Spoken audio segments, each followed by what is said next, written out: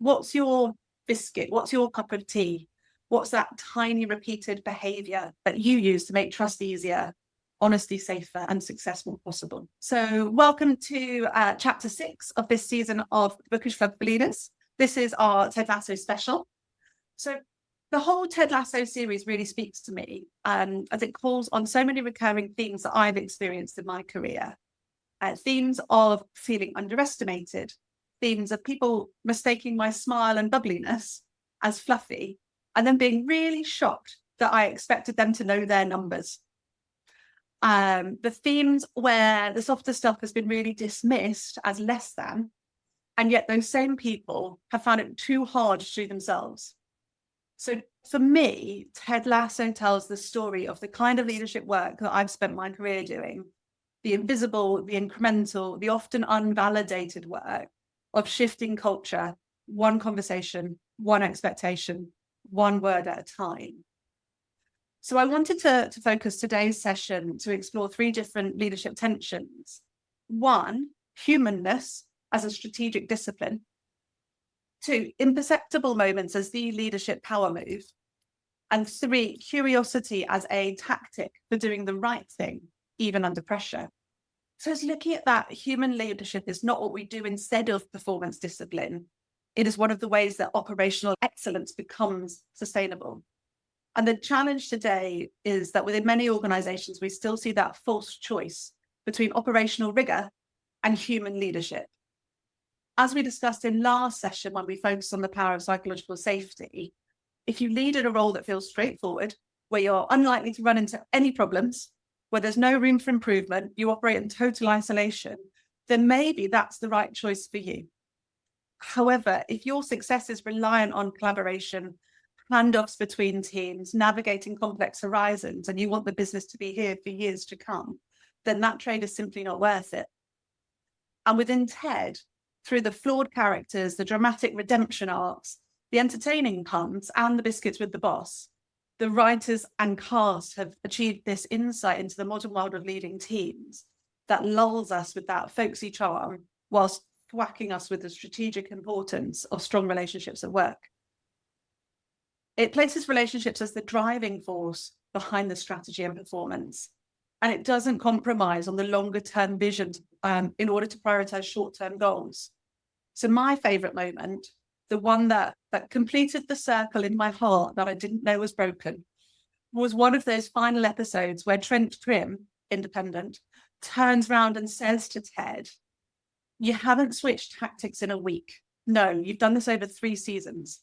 By slowly but surely building up a club-wide culture of trust and support through thousands of imperceptible moments, all leading to their inevitable conclusion," which in the series is a football comeback where the players care for and trust one another deeply enough that they can play the fluid, beautiful style of the game as a unified team.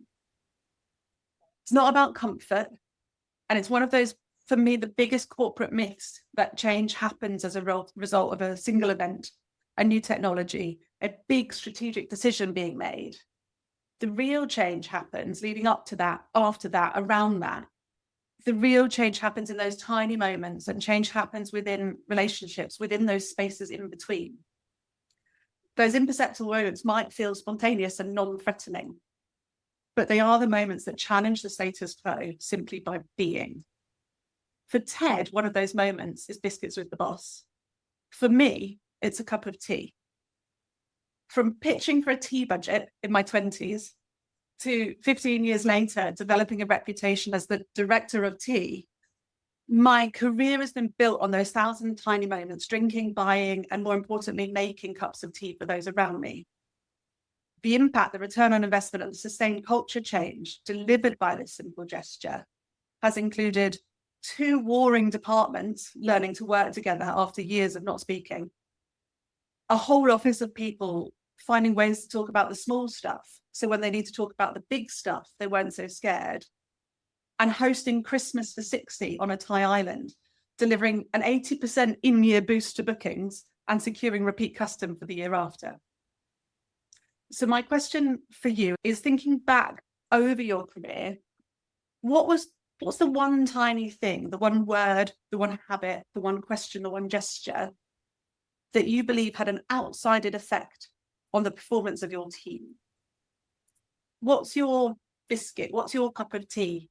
What's that tiny repeated behavior that you use to make trust easier, honesty safer, and successful possible? Bruce, come on in. Humor. Making light of some little things, having a little bit of a joke. I had a team this year of trainers, so writing, implementing software, big transformation, lots and lots of political things going on. I inherited this team of trainers. Those trainers wouldn't even talk to each other on a Teams call. They fought, they ignored, they were awful. I was like, the first call, I was like, oh my goodness, this is crazy. So I started having more little one-to-ones with them regularly and just going, what's going on for you? What do you need? And then I formed a little Teams group and I called it the Octopus, which is just a really random, crazy name. And I would put in a bit of a GIF and I'd go, these are the key 3 things that we need to focus on. And, just kind of injecting little bits of humor. And then it became a team thing where they'd say, where can I find the thing? It's in the octopus. Like, it just, and I put them all in a room and I gave them snacks and post-it notes. And by a couple of hours later, they were hugging, they were laughing, they were like all on board. They all started working together. We reduced the time frame of delivery by 40%. We replanned, I got them engaged, and we had 96% attendance. And we did really, really great feedback. And we got so much feedback. People were telling others to turn up and go on this training. Like, it was dull. It was not exciting stuff. I mean, this is not sexy. But we created a community and we did it in person as well. And it was like, come into the office, come into the computer room, sit down, again, threw biscuits at it, have a bit of a laugh, gave them time to talk to, oh, I haven't seen you in ages. Oh, how's this? How's that? We had a community of users then, and they would help each other and ask each other out. So it all started from me just being a bit silly about myself. But it built that trust. They felt that they could talk to me about anything slowly over time. And I think I really resonate with what you've been talking about. I think that's my new favorite phrase, is in the octopus. What else? What are those little tiny things? I've got one actually, Sam. Okay, bring it on. Years ago, I used to work in the city and I was an account manager for an IT company, and our clients were all accountants and lawyers. And I realized that we needed, similarly to what Prue was saying, need to kind of let our hair down a bit and have a more human conversation. My idea was to put on a barbecue. We had a roof terrace and I got all the costings to put on a barbecue. I found out it was far too expensive. My budget was like 0. So I did it myself.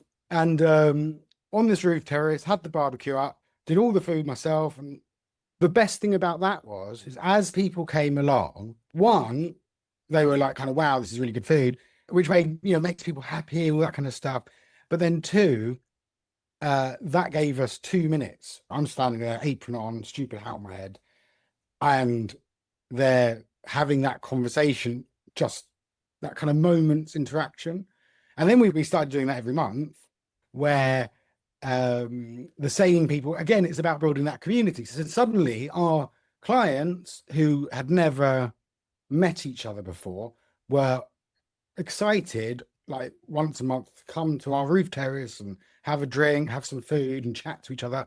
It was not to talk about work, but then the salespeople would bring their prospects in and they would become part of that club. And so actually the selling wasn't about the thing that we offered. They already knew that. It was about, we're part of a club and we get to do cool things.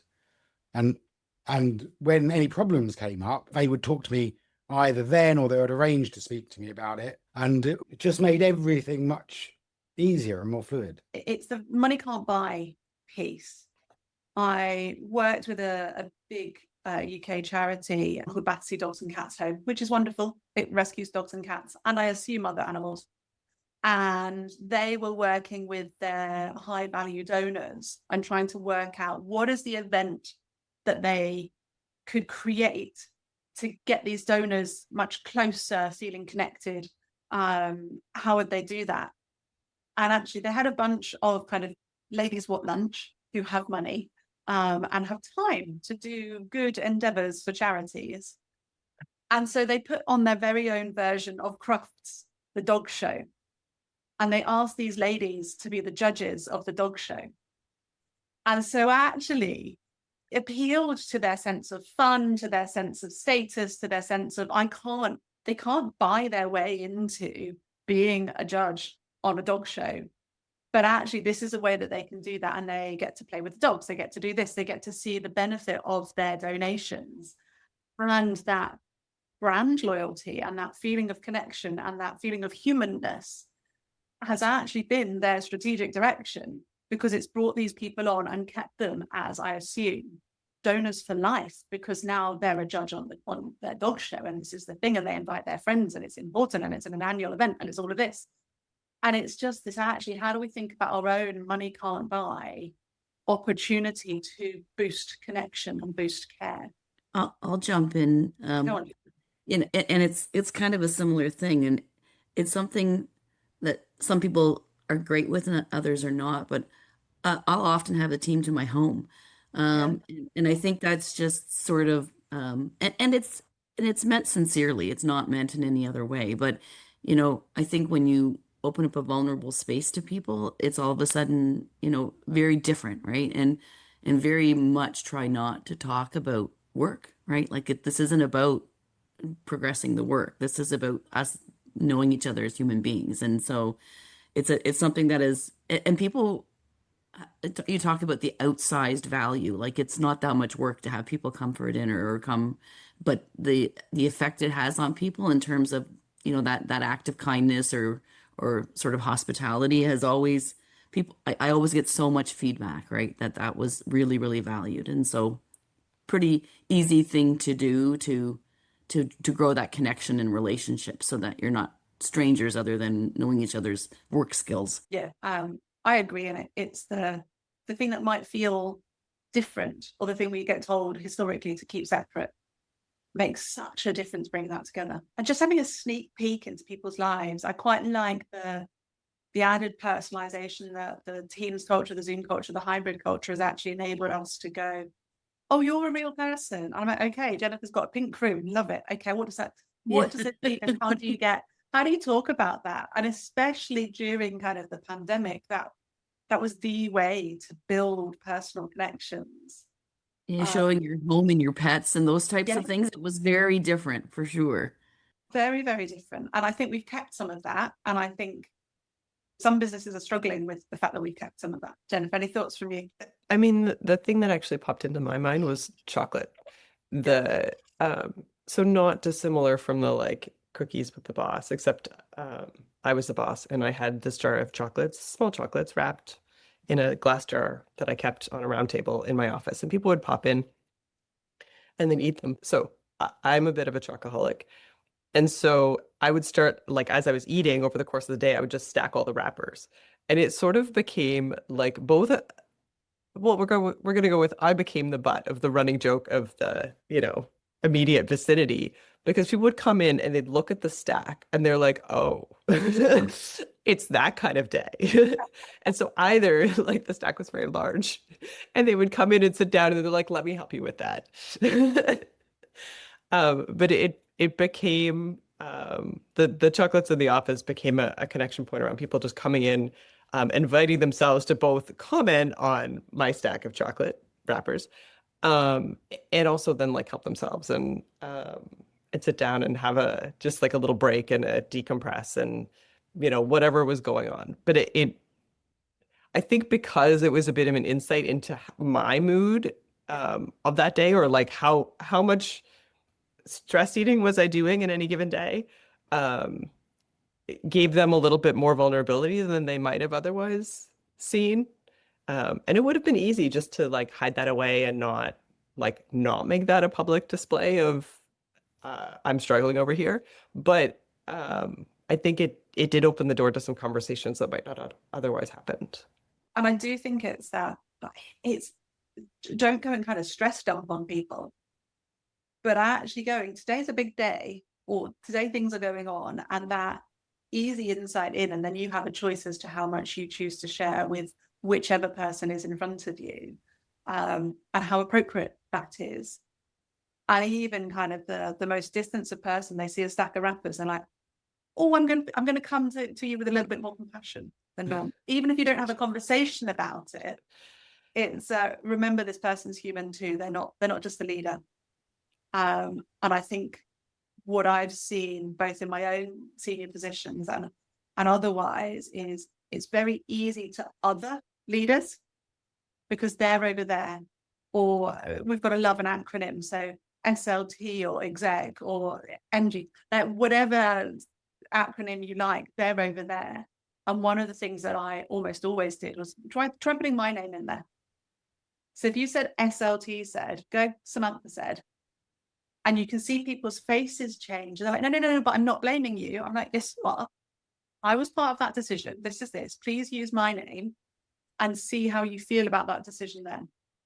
And I'm very happy to have a conversation, to answer any questions I can, to come back time and again to have this conversation. But don't do this invisible enemy over here. Put our names on it and see how you feel about it. So there was some research from Arizona State University that names Ted's leadership approach as, they call it the intersection of authentic and servant leadership theories, arguing that he presents a compelling example of how empathy, humility, empowerment, and integrity can drive both individual and organizational success. And in my favorite moment, the Trent Grimm moment, what Trent is observing here is Ted's almost unexpectedly disciplined approach to leadership.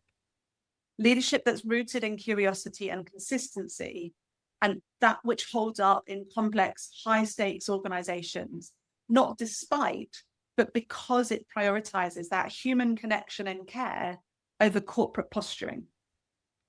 And I'm sure that we've all experienced corporate posturing, the Rupert Mannings of this world, which underestimate, judge first, look to protect their sense of power. And a 2025 Gallup study says that stability is one of the 4 core needs people have from leaders. But when things go wrong, when we come under pressure, a leader can easily become unpredictable, and teams stop focusing on performance and they start focusing on that self-protection. And some of the pushback that builds against culture of human leadership, and I'm sure you've seen some of that, is when we prioritize human leadership, they push back and say, you can't do that. You simply have to get it done. You have to get this done by any means possible. And that often comes the pushback when we're discussing those periods of extreme pressure or crisis. However, that leading from unpredictability and fear and need to self-protect cuts us off from our own empathy, our understanding, our consideration of other perspectives. It stops us from questioning our own sense of right and wrong, and it positions us on judgment, not curiosity, trapping us in this need to be right, not necessarily do right. And as Ted Lasso says, the day we stop doing things the right way means we are one day closer to doing everything the wrong way. And even under pressure, and especially under pressure, those imperceptible moments to ensure that we're doing things the right way are critical.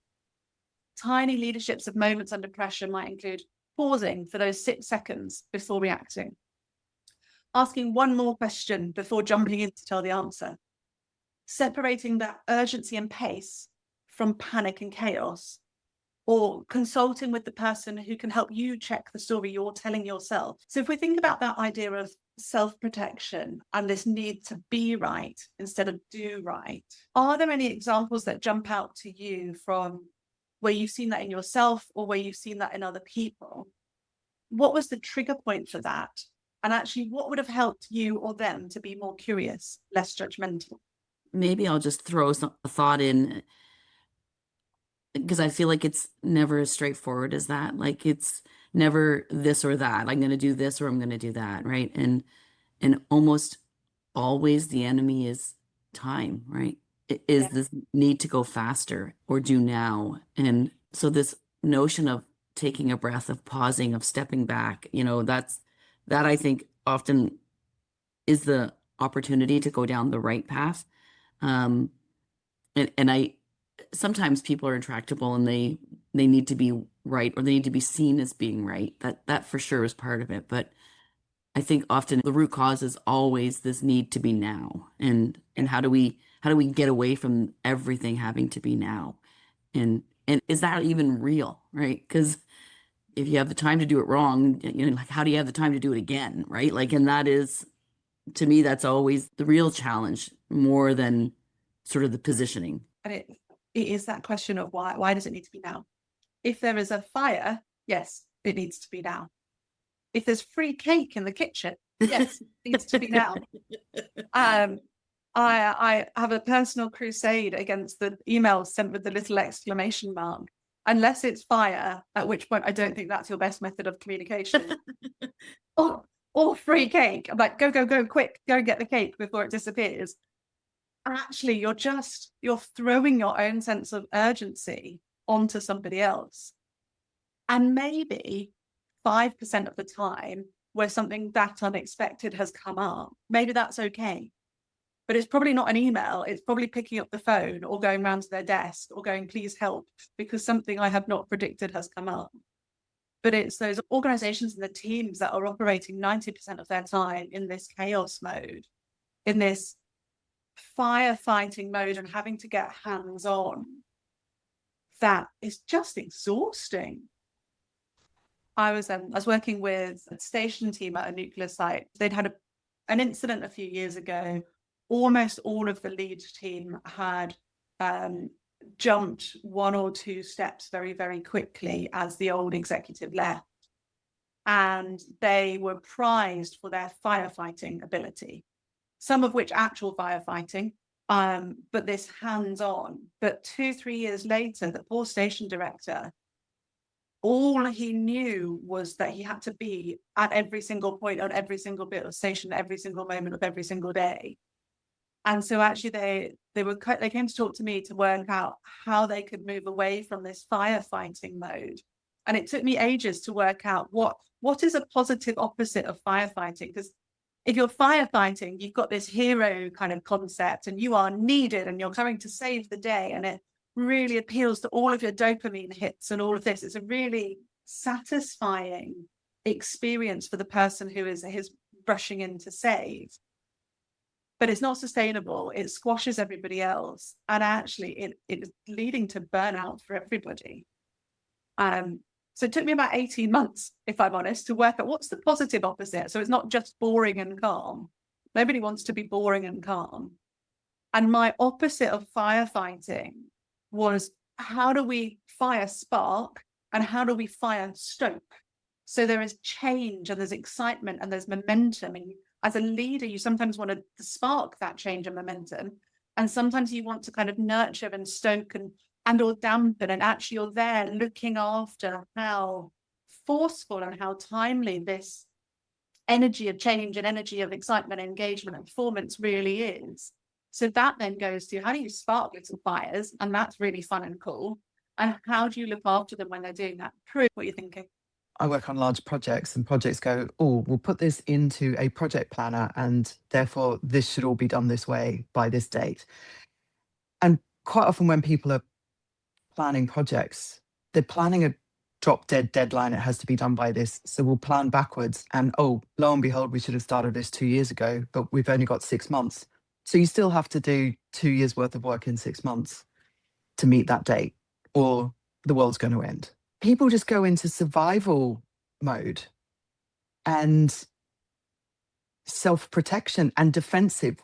Why isn't that met? Why isn't it? Where are you at? Why hasn't it happened? And it's like, well, it hasn't happened because or somebody took annual leave, or this integration didn't work. The testing hasn't gone to plan. Whatever has happened, there's no human tolerance in there. And the other part of that, and this is very much an example from being in education, senior leaders would set a target for teachers to say, for example, you have to get 75% of your class above their target.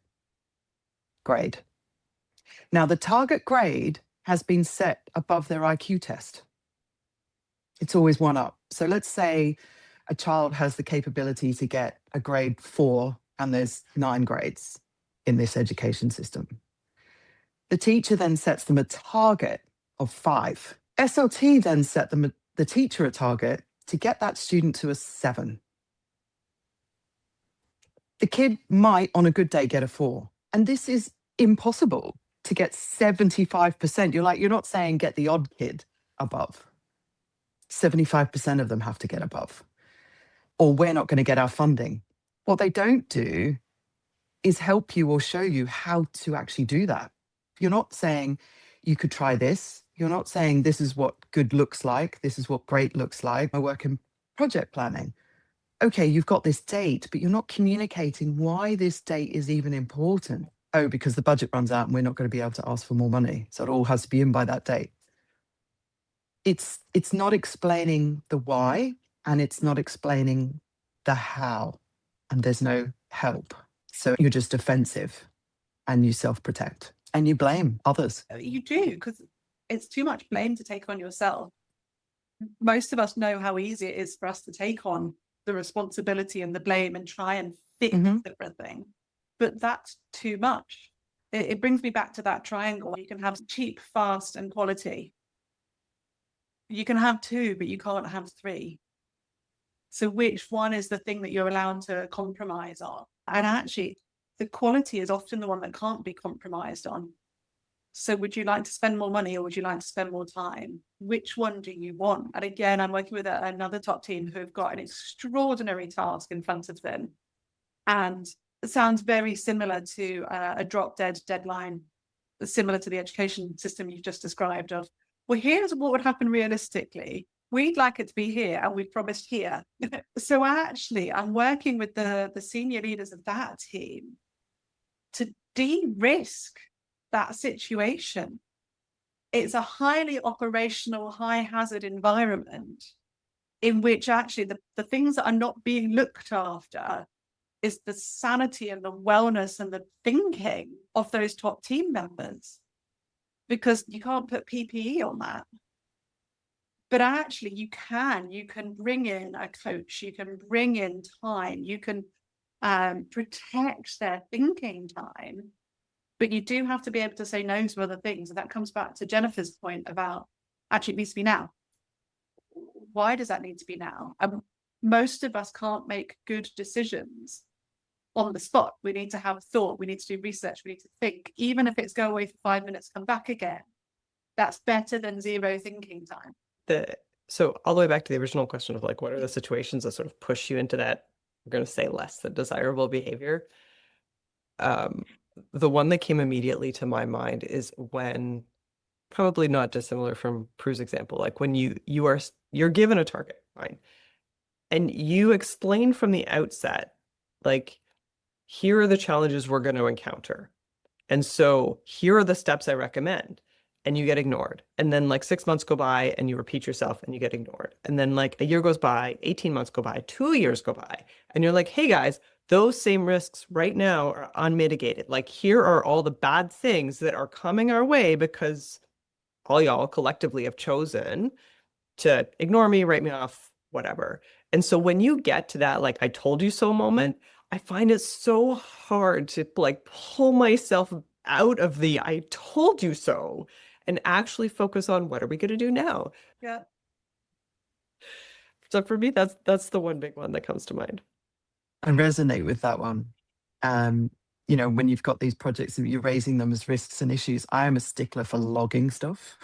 I am a stickler for the paper trail.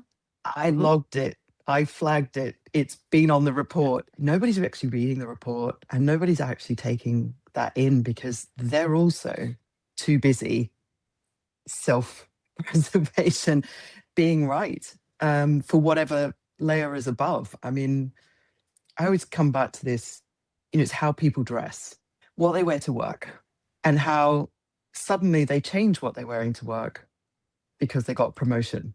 And it's really interesting. I feel like there's an attitude change with what they wear to work. You could use the word power trip. What's that? armoring up. And it's been going for centuries. I think when we were discussing the culture map, we talked about the Romans who have different colored robes, so purple or white, depending on where you were in social status, so people could see who you were in social status. And sometimes it's that balance of that's really helpful for you to dress the part, for you to feel okay and good and reduce your own feelings of anxiety and self-protection of that. Great. How do you want to look and how do you want to feel? But how do you also balance yourself with that? And actually, how does that work and what does that look like? And there are pros and cons to that. And none of these artifacts, the clothes, the office, the car parking space, the title, mean that you need to change how you operate in any single way. But it comes back to how are you making those really deliberate decisions about who you want to be, how you get it really right some days, and how on the days where you get it really wrong, you come back and rectify that. For me, that's my transformational work with people, is how do we get them really comfortable in who they are and what their leadership ripples are. And then you can wear whatever you like, really. Probably clothes is a useful idea for most things, but it's where that comes in and how does that come together, and how do we help people get so comfortable in themselves in a way that they are making intentional, deliberate decisions about their impact, about how they communicate, those tiny little imperceptible moments that they are very consistent in where they show up. And or you get to see the pressure, but you know they're under pressure, so that's a different way of engaging with them, like your chocolate wrappers. Actually, how do you know what you need on any given moment of any given day to help other people, to help you get what you need? Part of the reason for holding a Ted Lasso special, not just because I love it, is looking at how do these ideas hold up today, because they're not new, they're not anything particularly different, but they are this continuous drip feed of trying to be a little bit more human at work. And the last season closed on Keely pitching a women's team to Rebecca. And rumor has it that the new season is all about taking leaps of faith and our characters taking chances that they never thought they would. I'm curious to know what you've got going on for you, what leaps of faith might be out there for you. And are other people expecting you to succeed?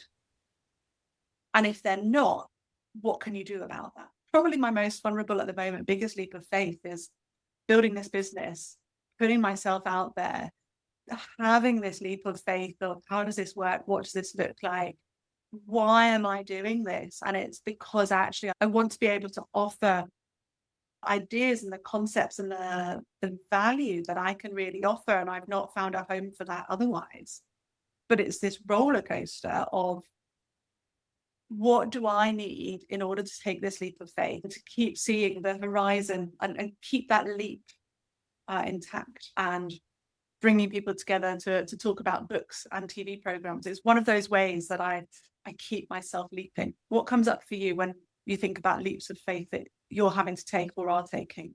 I'll pop in for a second. I would say my current gig with my organization is very much about that. Like, it's not sort of a very well-defined kind of in a box kind of position, and I feel like that gives me a little latitude. And often I'll say, I don't know if this is going to work, but why wouldn't we try it, right? Like, and mostly people come along, not always, and you can only do so many of those that aren't great, and then you have no credibility to do more. But it's, I think, sometimes being uncoupled from these very specific expectations that, I have lots of very specific things I'm relied upon to deliver, obviously.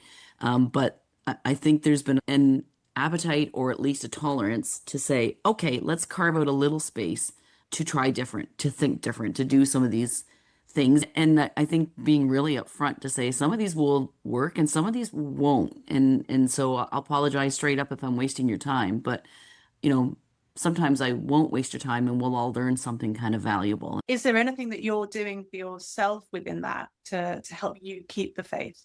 Well, things like this conversation, right? Like just to give yourself like it's true though, but looking broadly around to get other forms of inspiration or other ideas or, insights that you can take to spark some of that conversation, right? Samantha, you know that I also started a business about 2 years ago.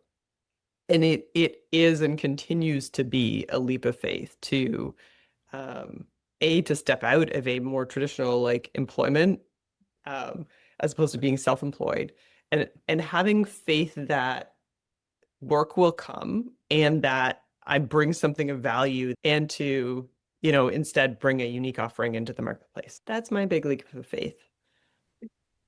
This is bringing up two examples for me, which actually really bookend the last 10 years.